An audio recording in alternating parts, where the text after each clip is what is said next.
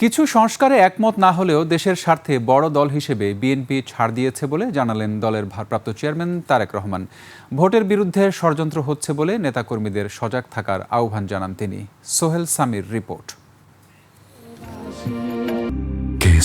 শেকড় থেকে শিখরে।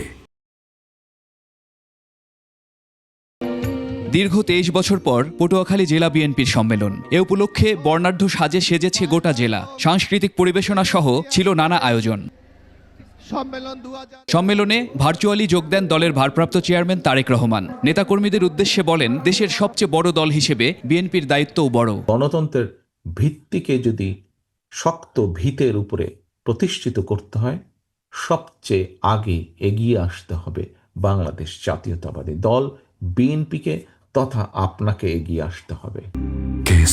শেকড় থেকে শিখরে।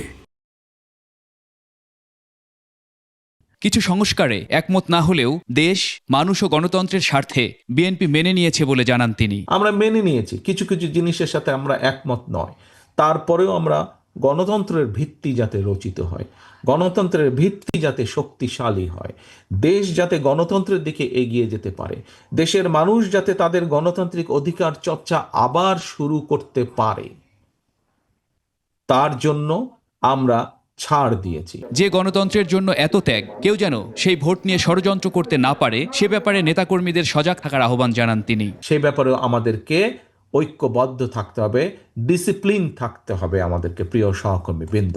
এ সময় শীঘ্রই দেশে আসার কথাও জানান তারেক রহমান। সোহেল সামি, 21 টেলিভিশন, ঢাকা।